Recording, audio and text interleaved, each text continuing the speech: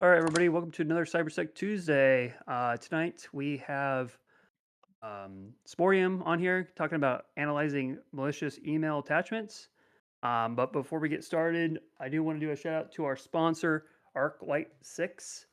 They are a cybersecurity consulting company that focuses on cybersecurity and engineering, as well as networking and software engineering. So if you want to check them out over at arclight6.com. The information's on the screen if you're watching the recording. But Sporium, feel free to take it away. Sweet. Thank you. So let's I'm gonna go ahead and start with a joke. Did you guys hear about the hacker that got away? Apparently he ran somewhere, but luckily the authorities were able to eventually catch him because he was wearing a pair of Adidas.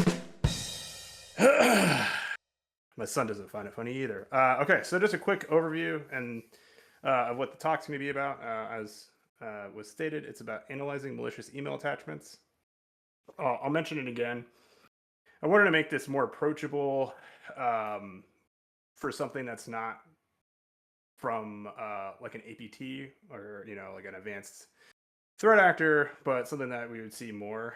My line of work or maybe your line of work. I don't know who you guys work for. So, but just quick overview: who is Sporium or me? A brief warning about doing malware analysis, the journey and how I got here with malware analysis, the tools I use, why, and then I'll jump into static and dynamic analysis. And then I don't have it on here, but I'll finish up with some of the what you can do once you have some of this information from these attachments to kind of improve your SOX reporting and all of that fun stuff. So who's Sporium? Well, he's me.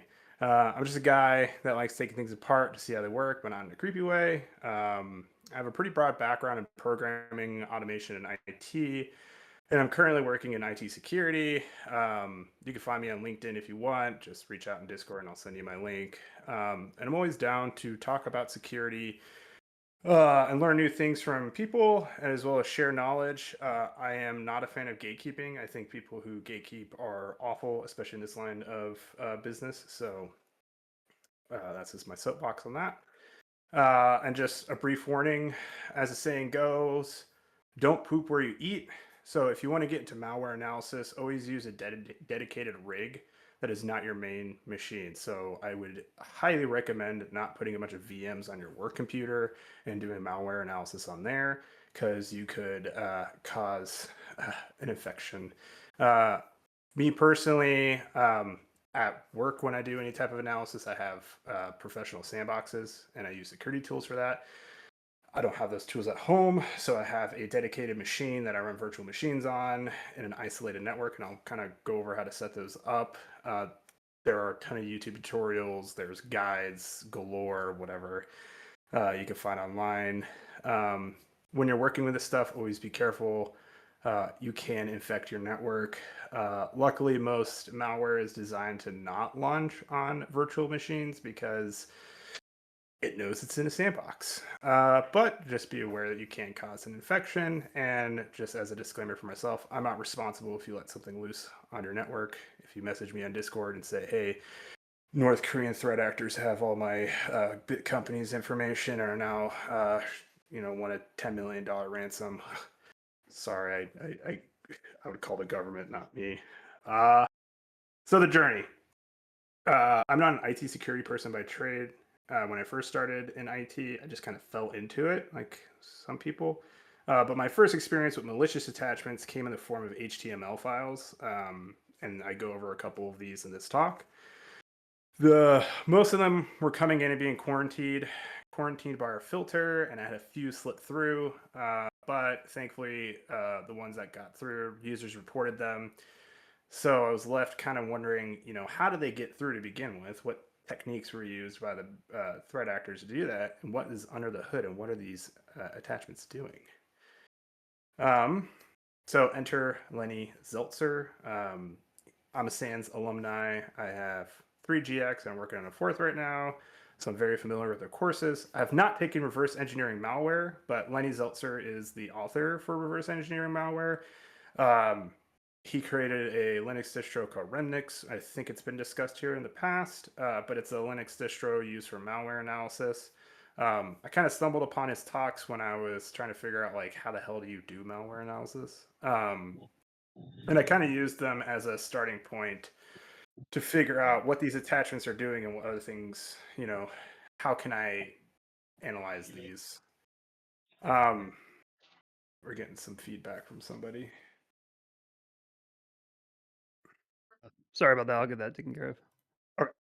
Okay. So tools. This is not an exhaustive list. There are plenty of alternatives. This is just what I found to be useful and what I use in my personal research. So I use Remnix. I have a Windows VM. I've used pawfish on it, which I'll go over what that is. I have sysinternals tools on it, and then I use Wireshark a lot when I'm doing malware analysis because I'm a big fan of network traffic. It's a lot easier to hide what you're doing on an endpoint than it is to hide what you're doing on a network. Optional, you can use an AI agent of your choice for helping you deobfuscate malware and determine what the script is doing. I've done my fair share of programming, but I'm not a JavaScript programmer. I'm not a C++ programmer. So looking at that is daunting. So I just run to AI and say, hey, what's this doing? Or Google also works. And then I have a bunch of miscellaneous tools that I'll go over. So Remnix, of course, my image is not showing up. Oh, there it is. It's a Linux distro for malware analysis. It comes with a ton of free tools, or a ton of tools. It's open source, so it's free. So it doesn't have anything free. And you can get it at remnix.org. I think if you just Google it, it shows up. It's really powerful. I enjoy using it. Orange is my favorite color, so it works. I also use a Windows VM. You can use 2 VMs, 3 VMs, whatever. I just use one, but I use VMware as my virtualization software. I usually use Windows 10, but you can use Windows 7 through 11 if you want. It doesn't matter. When you first create your Windows VM, you want to make sure you turn off Windows Defender and make sure it doesn't have any other antivirus or security software on it that would stop the malware from detonating. It's very frustrating trying to do this when Windows deletes your malware file and you have to get it, pull it out again. This is optional, but you can install Apache OpenOffice or Word or whatever and create a bunch of bogus documents and user artifacts to help trick the malware into thinking it uses on a real machine. And I also recommend, once you get your virtual machine set up and running and it checks all the boxes of what you want, make a clone of that virtual machine so that when you compromise it, you can just delete the compromised virtual machine and not have to restart over. So, and my virtual machine's purpose in life is to be tormented by malware. It's fun. Pawfish. So I found this tool through a SANS course, but you can use it to. The tool it's also known as Paranoid Fish, but once you create your virtual machine, you can run this on that VM, and it uses the techniques that malware uses to determine if it's on a virtual machine. So again, why do we care if malware knows it's on a virtual machine? Well, most malware is designed to not detonate on the VM, so it can't be studied. I actually ran into this today at work. Malicious link came in. It was stopped by our filter, but I ran it through my professional security software and detonated it. And as soon as I detonated it, it was a link to a Google Drive. And then I had a click here for a DocuSign, which wasn't a DocuSign. It recognized that I was on a virtual machine and sent me home to msn.com, which is disappointing. But I did get some information from it in the network traffic. So really what you want to do is you want to trick the malware into thinking it is running on a normal host.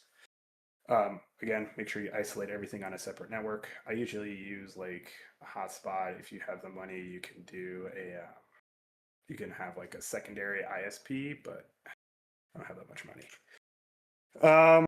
Sysinternals. I hope you all know what Sysinternals is. You can get it from Windows for free, but it's great for monitoring processes and system functions on your Windows machine.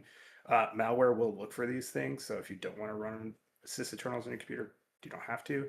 But one interesting thing you could do with it is you could take a PCAP file and a process monitor log, put those two together in a program called procdot, and it can help trace different things that the malware is doing. And it does a correlation between your network traffic and your process log. That is out of the scope of this talk. I've played around with it a little bit. It's a little bit of a learning curve, and honestly, I mean, the charts look great, but I don't really have any. And yeah, Wireshark, however, is another tool I use. I use this on Remnix. Again, I want to try to use as little tools as possible on my Windows VM. But if you don't know what Wireshark is, I also highly recommend learning about it. It's a network analysis tool. It's perfect for looking at network traffic to see if malware is reaching out or just watching network traffic. Just kind of a warning: don't use Wireshark with extremely large PCAP. So if you, let's say you have a bunch of network sensors and you pull like a PCAP of 1 million or so network, with 1 million or so packets on it, do not run that through Wireshark. I would recommend using TCP dump to filter it down to the specific traffic you want to look at, because Wireshark isn't really designed to handle that extremely large PCAPs. Not that you can't do it, I just recommend not doing it. And then, so usually when I'm going to mess around with malware, I'll start Wireshark on my Remnix just before I open them, detonate the malware on my virtual machine, just so that I don't get a bunch of garbage beforehand. And then I can kind of narrow down what I'm seeing on the network traffic. And as another note, if you haven't messed with Wireshark or TCP dump, I highly recommend learning how to use those. They're really powerful, especially when it comes to, everyone looks at the code of everyone wants to look at the code of the malware, but looking at the network traffic is equally powerful and can actually be more powerful in my opinion. And malware can change what it does or hide itself on change stuff on an endpoint. It's really hard to do that on the network. So I always say, show me the packets. Some other miscellaneous tools, I'm sure most of you know about these. CyberChef is great for deobfuscating base 64 encrypted strings, which I'll go over in this talk. VirusTotal, really powerful. You can just drop a URL, a file hash, or an IP address in there to see if it's malicious or it's been reported on.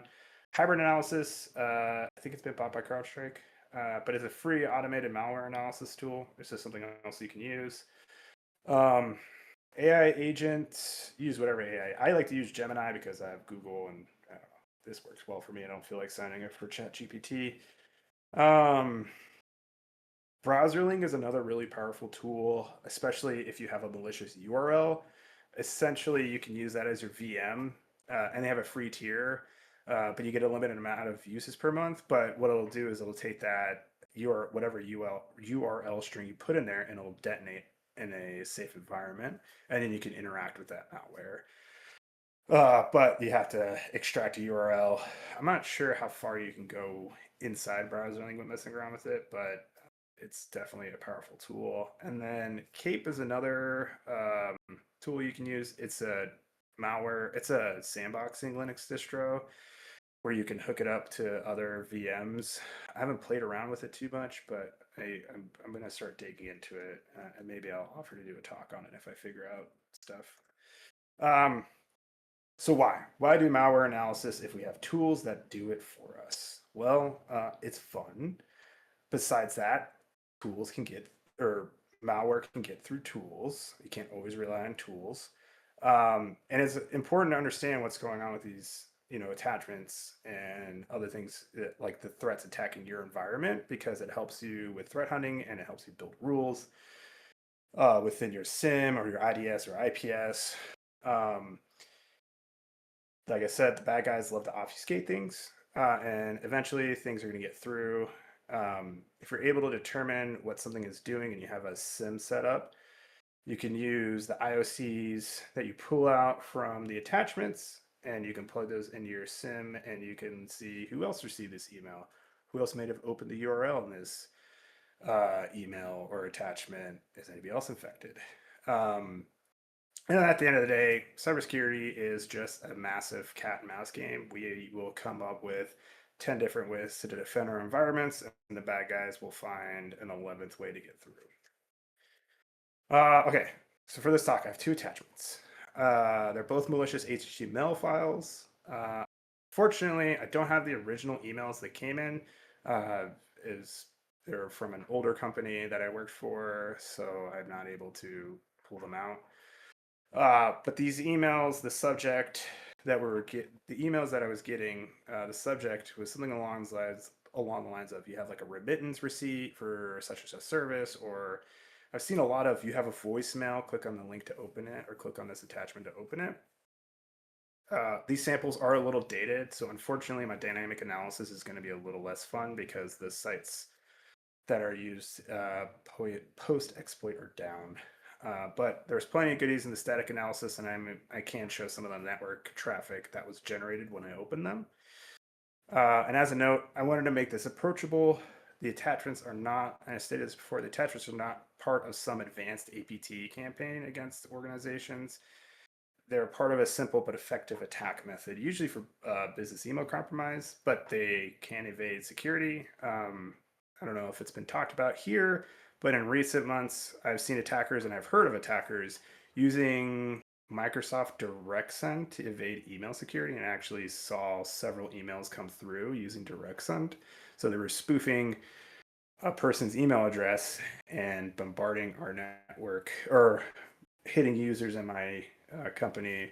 And the attachment, I think it was a Word document. And as soon as you open up the Word document, it was like, scan this QR code to see your benefits package or your bonus for the year. I don't think anybody fell for it, luckily, but it's pretty simple but effective. Somebody had, of course, their credentials get stolen. There could be, additional fallout. So without further ado, let's jump into it.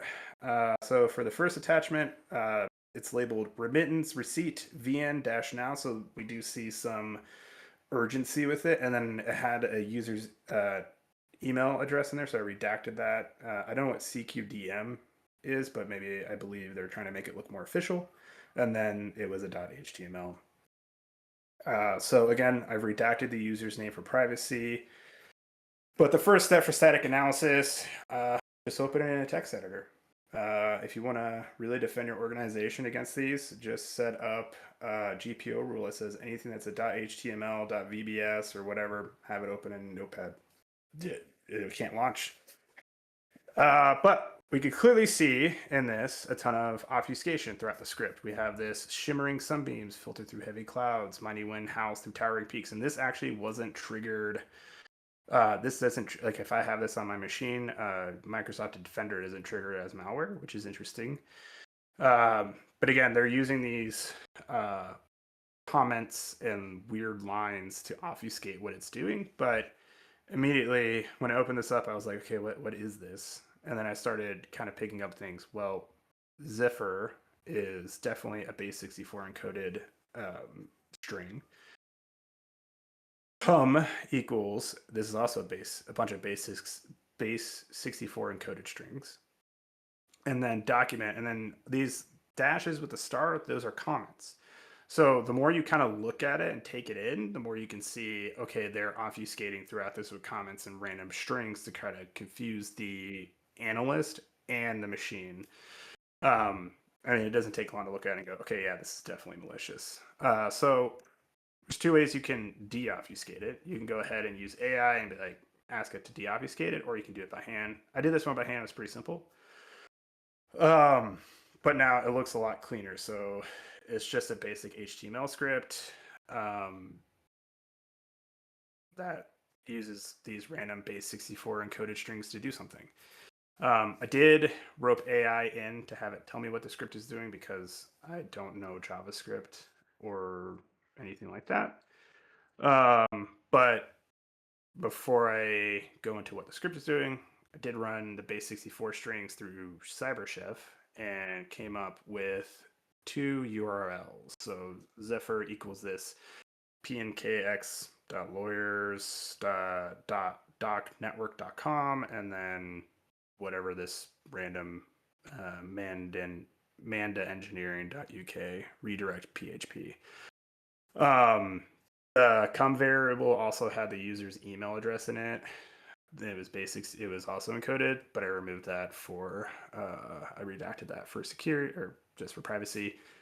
But yeah, I use CyberChef. Really easy to do. Again, this is, you don't need a bunch of complex tools to do this. You can do a lot of this with tools you already have on hand and a little bit of time. So I took those URLs and I ran them through VirusTotal and I pulled the Whois reports. So for the first one, lawyers.docnetwork.com came up with 2 hits. Both of those hits were phishing, for phishing. And then the Whois, I pulled it in. Not much in there. A Japan TLD. That's about it. Oh, and it's expired. So if you guys want to buy that, you can. I did the same thing with the Manda Engineering one. Again, and I put ENGL, but I ran it through the same way with ENGI. And I got the same response. Both are not flagged as malicious and non-existent anymore. So already you know that the URL that's being decoded is malicious. So you can start to pick up on these IOCs that you can use to drive threat hunting and other security, tune your security tools. But let's do some dynamic analysis. Like I stated, these are dated, so it wasn't able to connect back to a remote server, which is what it wants to do. But I did open the attachments in a Windows VM while running Remnix with Wireshark going. And it exploded with network traffic. The virtual machine seemed to try to connect back to Microsoft and Akamai infrastructure. I don't know if that's malicious or not. It could be. There's like an Azure front door being called in there. So it is possible that threat actors were using Microsoft and Akamai infrastructure. Who knows? Again, I can't really pull out what they were doing once you hit that remote.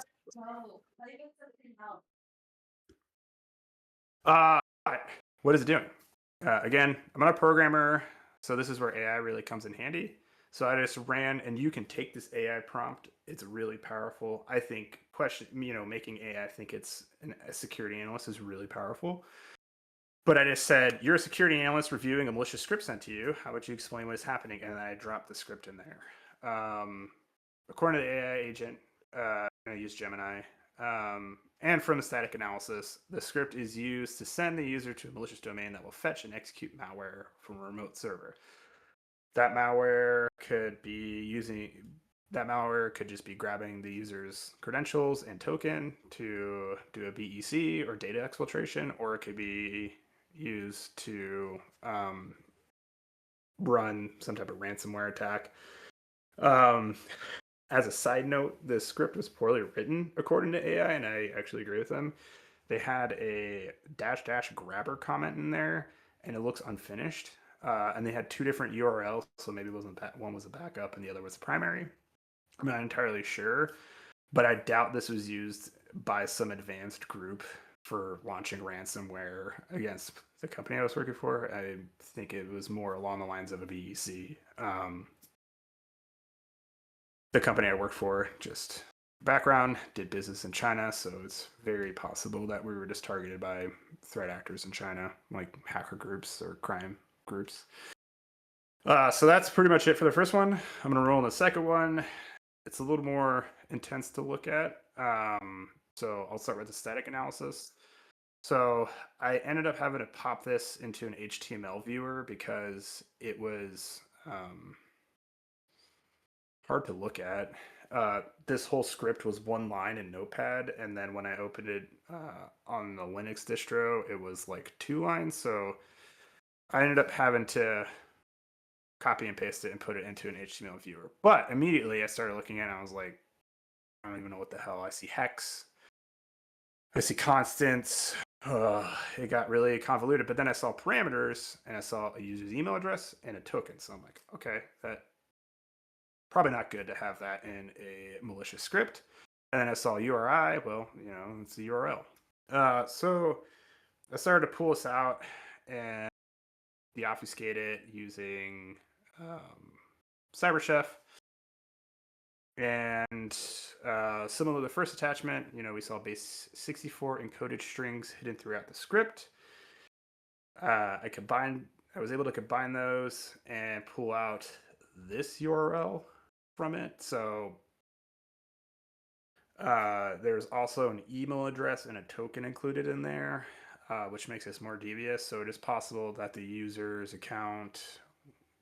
had clicked on something and the password didn't go through, or the password was incorrect, but they were able to snag the user's email and token. I'm not entirely sure. I think this user actually worked in China, so it was kind of I don't remember. It was either China or Korea, I can't remember. But foreign, it was interesting. But I ended up using AI to help me figure this one out because it was pretty intense. But to start, I sent this URL through VirusTotal. I got 4 hits. And then I ran it through Whois. Again, this one looks like it's expired as well. So can't really do much with that. But then I ran the dynamic analysis. So something interesting is it attempted to connect to the server, but it couldn't find the IP address. And then here we can see the network traffic. Just did a DNS query to that, and it wasn't able to find the IP address associated with that website. So I guess good for me, bad for the bad guy because their website's down. But it received no response back. But I wanted to know what it was supposed to do. So what's it doing? The main AI generated this for me. So kudos to AI because I have no idea what that was trying to do. That script was intense to read, but it's trying to perform a hidden iframe injection on the URL that was provided. Then it does data exfiltration through a post message after the iframe is loaded. So it loads a fake screen. So my guess is it would load a fake Windows login or a fake login screen. The user would put their username and password in. It already has that token, and then it would use the username, password, and the stolen token to gain access to the account. From there, they could do data exfiltration, or they could set up persistence. They can drop some more malware. Sky's the limit on what they want to do. So that's what that one script was doing. So you do static analysis, you do dynamic analysis, you get all this information. Cool. What's the what do you do with all of that? There's a lot you could do. We could do threat hunting to look for additional victims. Did this email go out? We have the email address, we have the subject, we have the name of the attachment. We can utilize wildcard characters for variants or regex for variants, and then we can build out SIM queries and SIM rules to look for additional victims in our environment. We know the URLs used in the attack chain, so we can put those and create IDS and IPS rules to block people from accessing those. Or we can use those in the SIM to determine if someone has opened that URL within our environment. You could be like me and save the attachments to a USB drive and forget about them for about a year and then go, oh yeah, I had a bunch of malicious attachments on here when I plug it in. You can do, I already said it, but you can develop rules within your security stack to look for users accessing that URL post-mortem. So are the attackers trying to go back and attack different users and they're clicking on it after you've already done your SIM queries? So it'll allow you to generate future reporting on those if anybody accesses those URLs or anything that's similar to it. Ideally, your security stack is configured by someone who knows what they're doing, unlike the security stack I was using before, because I didn't know what I was doing, and that's why they got through. But it should be filtering for those things. You can also do SOAR workflows. I love SOAR because I don't like working. So if we're really clever and we have the ability to create SOAR workflows, which I hope you all do, if you don't know about SOAR workflows, I highly recommend learning about them. Although I think they're saying SOAR is dead now, and hyper automation is the next evolution, and you should be looking at hyper automation and SOAR. I think it's all the same thing; it's just different names. But to create a SOAR workflow, you need to create a rule that can trigger the workflow. This is a very cookie cutter, basic SOAR workflow that I put together. This is something I would probably build for my environment. But this would look for the attack. This would stop the attack from spreading and give the time for the SOC team to triage and remediate the host. So the first thing I would do is I would hopefully have a rule built that triggers a workflow. That triggers this workflow when a user accesses the URL from the email. I can also trigger it if the email reaches a user's inbox, but I think I would set up an alert for that. It says if a user receives an email that's similar to this, send me an alert. We don't want to network contain a user's computer because they got an email. But I would do a network contain and grab evidence on that worker's machine. This would include processes, services, scheduled tasks, user accounts, network connections using PowerShell. And then once I grab all that information, I would forward all of it to the SOC team for further investigation or remediation. There's no need to start a fire if there isn't a fire, or there's no need to shot fire if there isn't a fire. But I am always err on the side of caution and network containing a device and grabbing this real quick and just say, hey, here's everything running on the user's computer. Anything looks suspicious? No, okay, then we can lift the containment and the user can go back to work. That's all I got. I was a lot quicker than I thought. So are there any questions? I will try to answer them. No, great talk. Love it. I just to point out one thing, I did drop a chat. SOAR is supposed to replace the SOC. Then it's AI going to replace the SOC. Now it's hyper automation is going to replace the SOC. So everything's I think it's marketing buzzwords, like you kind of alluding to. It's 100%. It's the same thing. It's all the same thing. Yeah, no, for sure. But so really cool. Really like the SOAR automation side. In fact, it got me thinking. We have YARA rules to do, like some sort of static analysis for like reverse engineering malware. We have Sigma rules to do, log-based analysis. Do you have, when you say SOAR workflows, are you talking about an actual platform specific, or are you saying just any SOAR sort of workflow type system? I think it would be any SOAR workflow system. Yeah, I don't want to give too much because I'm like NDA'd. But yeah, I think most security I hope most security softwares, and I don't want to put a foot in my mouth, have the functionality to create a SOAR workflow. If not, one tool I'm actually looking at right now is Torque.io. Their platform is sweet, at least in the demos. So you can build a ton of this into the platform, and they have like you were saying with like, oh, AI is going to replace a SOC, SOC analyst is going to replace this person. Well, they have all those agentic AI tools you could throw in there to be like, you're an analyst looking at email attachments. If something looks suspicious, can you let us know? So they have all that built. I think you have to pay for it, but they have those built into it to create more automated workflows to almost create an automated tier 1 SOC. But that's according to their salesman. I don't know. I've watched demos of the platform. I haven't touched it. But yeah, I think if your security platform allows you to create SOAR workflows, I highly recommend it. So creating No, The perfect answer. I didn't know if your SOAR workflows was some sort of suite of tools or something that I just was unaware of. But no, No, totally no. agree. Yeah. I was curious if there was going to be like a standardization, which would be super interesting to complicate on um, setting up SOAR workflows that is vendor agnostic that you can just import into, vendor 123's SOAR workflows platform, and it just auto populates. So you can share workflows vendor agnostically across platforms. Would be a really interesting thought. That would be fantastic. Oh And yeah. I wonder if I know some of them have the capability to take a Yara like format and you can turn it into a workflow and then alter it. But yeah, I'm not sure who has that capabilities other than the one I use.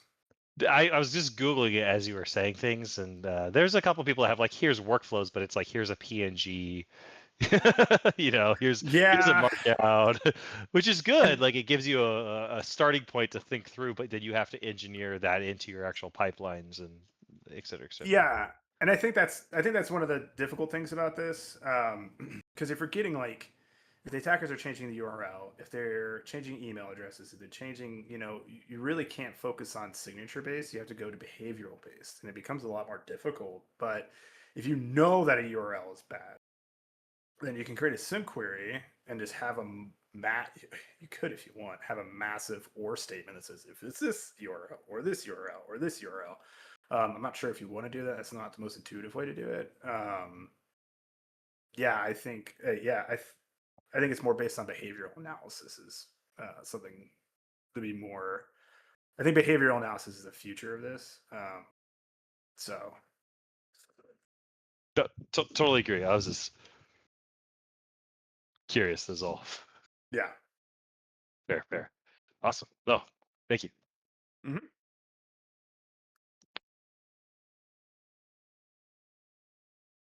Anyone Hey, man. else? Yeah. Yeah. Hey, man. So I want to say thank you. This was a very interesting talk, and it gave me a lot to think about. So thank you very much. Mhm. Um, I did have some questions on your thoughts regarding setting up a secure analysis environment. Sure. Um, I've thought about how to do this a few times, and I've run into a few really consistent challenges, and I'm Hmm. not really sure to overcome them. My first challenge is that there's always a grind between who has control of it between the security team and the system administration team, and you know, yeah, who owns that thing, and how much control should a security team have to burn the box down completely, and then a follow up is and how often should you do that, and then so that's problem one, right?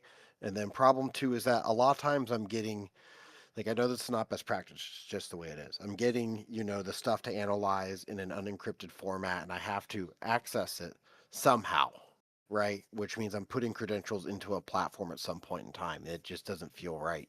Because I have to get that and then move it to wherever it needs to go. And I was wondering if you had any solution for that. So sorry, that's a lot. Oh no, that's fine. So as far as the infrastructure and the security Mm-hmm. ownership, I think that's a business decision. Mm-hmm. I actually struggle with that. I would say if you can get away with it and grab a bunch of retired computers Mm-hmm. at your company Okay. and then use those as your sandbox that you Okay. own, that would Yeah. be great. Because at Yeah. the end of the This day, solves a lot of problems. yeah, this is a security job, right? I mean, Yep. system admins and system engineers should be getting on and looking at, they shouldn't be the ones fine tuning the security tools and determining how to fine tune the security tools. In my Mm-hmm. opinion, they should be the ones that are like, security should be driving infrastructure. I think that's the main goal, right? If we say, if they want to have ownership of the security tools, we need to be the ones to supply and say, hey, we found this malicious attachment. We analyze this malicious attachment. This is the behavioral analysis. This is the URLs. This is all the information we have. You now go out as an infrastructure person and fine tune the firewall, fine tune the IPS, fine tune the IDS. That's what that's what that's what they do, right? But Mm-hmm. at the end of the day, again, it's a fine line. Like who owns it? It's a security tool, right? And IPS, IDS, are security tools. Firewalls a security tool. So again, yeah, it's a struggle for sure. So I think it would be bringing it up to the managers and having an open floor discussion about it and being like, fine line, swim the lanes, who swims in what lane, who does what. Uh, if they want to set up a virtualized environment where they technically have full ownership over it, and then you guys get to play on it, and then they're the ones restoring it, that's fine. So it's, I guess, one way to do it. Now, as far as grabbing these, I would say I don't really have a good way. Usually, what I do is if I get something that's suspicious in an email from a user or from a security platform and I want to look at it, I will and put it on my computer. I have faith in my security tools. I also know in order to detonate it, I have to open it most of the time. And I hope I'm not going to put my foot in the mouth and open malware tomorrow. That doesn't mean me to mess with it, but most of the time it requires some form of human interaction. Uh, you could use, I think, you could use this like a dead email and forward everything to the dead email and then have an isolated host that you pull the malware off on. You can also just zip it in 7-zip and then send it that way, and then it doesn't get flagged by anything usually. So yeah, I know. Usually, I just throw them on a USB stick if I'm taking it home, or I email it to myself and I email it to myself as a zipped attachment, and then I detonate it. I unzip it and detonate it on a VM that I know is not going to affect the rest of my home network. But again, at work, it's completely different. I mean, we have a ton of security tools and platforms that I use that makes it a lot easier to mess with this stuff. Interesting. Cool. Thank you for that. I mean, I Mm-hmm. appreciate the feedback. Mm-hmm.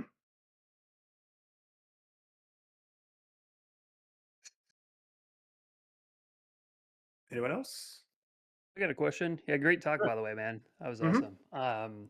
And I do find it interesting, the use of AI in this. And I'm not super familiar with like malware analysis. I'm pretty junior to that. But how is there, compared to AI, is there any other tools that you found that are is like competitive with the AI? It seems like you can get a lot out of AI. It seems to be fairly accurate from what you're saying. Yeah, if I was a professional malware analysis, I think I'd be on par, maybe on par with AI. I don't know. But I think the problem now is most of the tools we use is like it's all AI, right? Like if you throw hybrid analysis is owned by CrowdStrike, so I guarantee you they have some form of AI in there. Um, so yeah, I don't think there's a tool out there that I would be like, yeah, it's me looking at this script is better than, AI looking at. Like I think if I can deobfuscate it and send it to AI or use Google, whatever, and like search for it, great. But again, it takes more time for me to sit there and delete comment lines than just to throw it into AI. Because I know it's malicious, right? You can look at it and go, okay, yeah, this is definitely malicious. Then you could throw it into AI and go, hey, what is this doing? Can you tell me what it's doing? It's not going to detonate it. I don't think Gemini is going to take it and detonate it. So I think that's where your tools come in handy. Uh, because if I sent it, a link and I was like, hey, open it, what is this script doing? And it takes you to a remote server. It's not going to open on that remote server. So I think that's where the tools come in. It'll tell you like, hey, this remote server is malicious, or this is the URL for. There's a potentially malicious URL in here. You should run through. You should be careful. Um, so I think that's where AI comes in handy at like helping you with some of the analysis. But if you want to do deeper analysis, I think that's when you have to use an analyst. I'm not a professional malware analyzer. I don't do this daily. Luckily, I have tools that do it for me most of the time. But I do find it fascinating. I do mess around with it in my own time. And yeah, I'll use AI to get me to a point, and then I'll jump in and then I'll do some more in depth, like, okay, what's this URL doing? I'll open it in another browser or something in even more isolated environments that can watch it detonate that way. Cool, cool. Um, Any have you played around with any of the sandbox features of AI? I know you mentioned Gemini. I know they have like the sandbox. Have it because I don't want to pay for it. I don't know if it costs extra money. So yeah, no, I haven't messed around with that. My security tool has a ton of AI built into it and has a sandbox for it. But again, like AI is only going to tell you what it sees. So if it's wrong, that's where you have to come in and kind of look at it and be like, is that really what's happening? So yeah, so the tool I use at work has AI built into it, but I haven't messed with any of the AI sandbox stuff outside of that. I should actually look into it. That's a good point. Yeah, I know.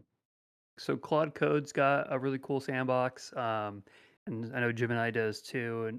And I think they both allow you to put like it comes with like a proxy built into it, so you can actually like you can have like an allow list of like what can go outbound from its Interesting. little sandbox environment. Um, I know my last question regarding AI and the whole thing was, I know you mentioned you're using Gemini. I assume you're using possibly this. Is it the CLI for it? No, I just use normal Gemini. Just Oh, okay. yeah, I was just I don't go super fancy. I was just curious But if there was if there's you found any useful like MCP servers or prompts or agents or anything like that. you know, I did Sans incident handler course, and they had a section on how to prompt AI for this. So I just used that. Kind of, I think those are really effective. Um, yeah, I think if I was getting paid to do this all the time, I would pay money for tools. But yeah, I'm gonna do as much free stuff as possible. And I don't know, is the CLI or whatever? I don't know if that's a subscription for it. If you're using Gemini is actually one of the most generous. So I think they give you like you make like a little over 100 requests a day for free. Oh, I should mess Um, around with that then. Huh. yeah, yeah, and then you get like if you want to use like the lighter weight models, you get like I think maybe like around 1,000 requests a day, and that gets you access to like their CLI tool, which is really good, as well as I think that new anti-gravity IDE. And then you could do like sub agents, you could do sandbox, yeah, there's a lot you can do with it. It's pretty cool. Yeah, I should mess around with that. Yeah, shameless plug. I'll be doing a talk next week talking about Perfect. AI sandboxing. Perfect. Yeah, I'll try to join that. I think I'm gonna do one on Claude and Gemini as well. So, well, cool. Does anybody else have any other questions? Yo, off topic. What is the cert thing? I'm new here. I keep getting added when they want to cert me. What do I give So away? the cert thing, it just if you do Bing cert me, that will give you you get a DM from our bot, and it will give you a certificate for CPE credits. So if you have like a certification that requires so many CPE credits per year, you can submit this as that.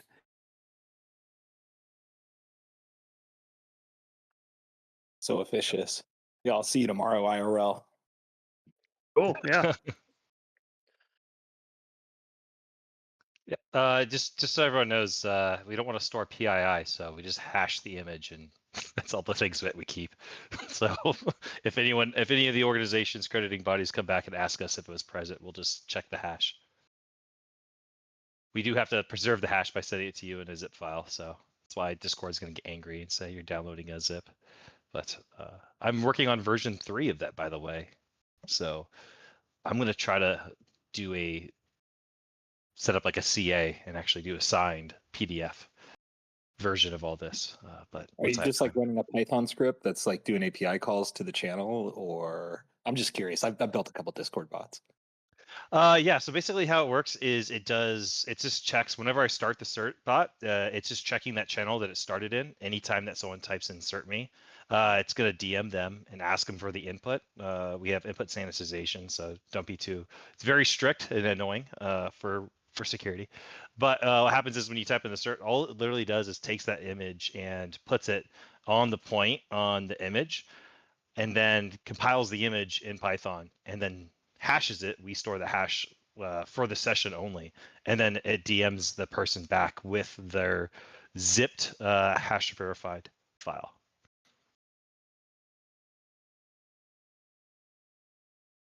Has anybody Cool. here been uploading them for CPE credits?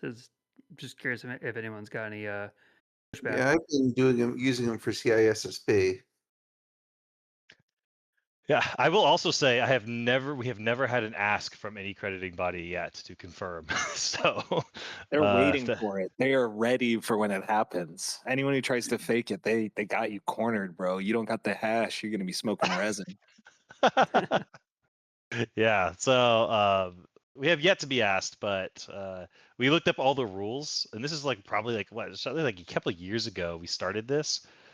We looked up the rules, and it was like an organization. We checked for ISC squared, and we checked for CompTIA, their requirements, and their both requirements were the same, essentially saying an organization puts on a webinar or a training that's security related or IT related for ISC squared would qualify.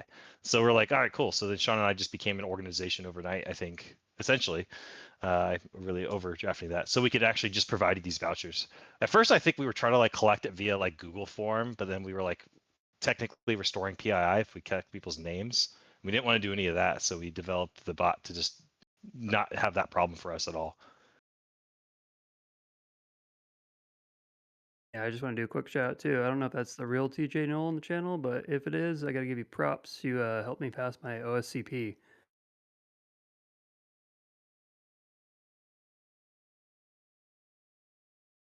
Well, any other questions tonight?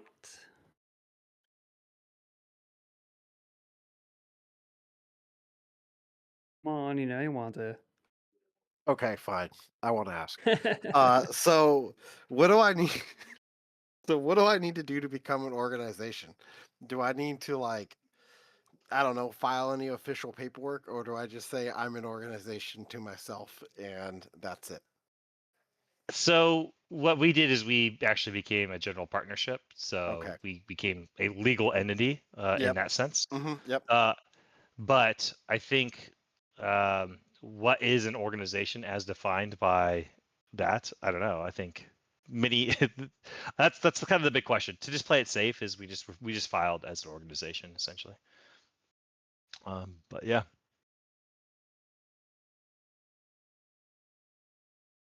Very, very broad. I like to live in the gray, but Cool, guys. Yeah, just one last shout out to everybody. Big thanks to everybody that's jumped on here. It's been their Tuesday night with us. This community is all about you guys, helping things, helping us grow here. I do want to do one last shout out just because, I'm always preaching to the choir here, but, we do have openings for Tuesday nights for speakers. So if you want to be, you want to help us out, come on, share your knowledge about cybersecurity, hit us up, myself, Kevin, Magus, and any of the other moderators, or just throw a shout out in the general chat. We can get you guys on the calendar. Talks don't have to be recorded, so if you don't want that information out, we can kind of do our own little Sky Talk here. And then, like I mentioned before, if it's a first time speaker, we'll send you guys a free Null 404 t-shirt, just as a shout out and thanks to you for your support. But yeah, if no one has anything else, we could probably wrap it up. Feel free to hang out and stay on and chill. Otherwise, we'll catch up next week. And thanks again for the great talk, Sporum. So hopefully get you back on here again. Yeah, purple teaming would be fun to talk about at some point. oh man, my bread and butter. Oh man, I'm doing the GDAT right now, and I'm like, it's beautiful. I love it. Oh, nice. That is on my long list of jacks. I just finished cloud, 4 cloud Nice. certs from them. Nice. Yeah, I did. The last one I did was the GCIA, and it was rough but fun. Yeah, I did. I really enjoyed their cloud courses because they spun up infrastructure for all of it Yeah, in a